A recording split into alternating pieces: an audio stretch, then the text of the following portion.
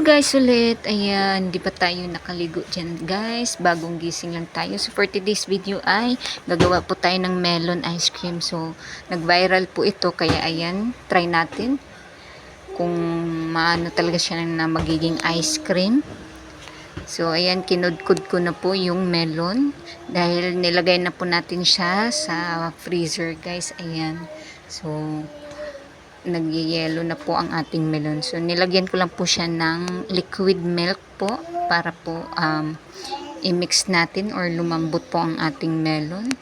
So kudkurin nyo lang po hanggang sa matapos, and then pag magtigas na po yung pinaka gatas guys, ayan, magiging ice cream na po siya. At pwede rin nyo rin pong lagyan ng dagdag na icing or condense para mas matamis guys, kasi sa gatas po is hindi po siya ganong matamis. Kaya ayan, kung gusto nyo pong dagdagan pa, ayan, pwede po yan. So ayan yung bugoy ko, nagsamok-samok, hilo-hilo daw guys.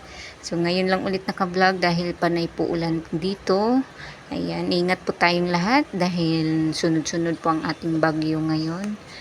So ayan, so pagkatapos po natin pudpurin yan guys, ayan, pwede na po siyang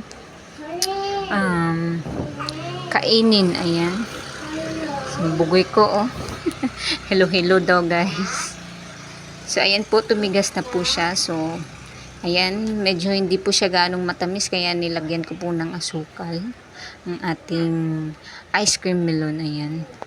So legit naman siya guys, na magagawa mo talaga siya ng ice cream guys. So maganda rin sa katawan natin dahil fresh fruit ang ating ginawang ice cream. So ayan lang guys. Ayan ang bugoy ko. So tikman na natin. So hindi lang siya gaanong tumigas guys dahil ayan, natutunaw na po yung ice niya.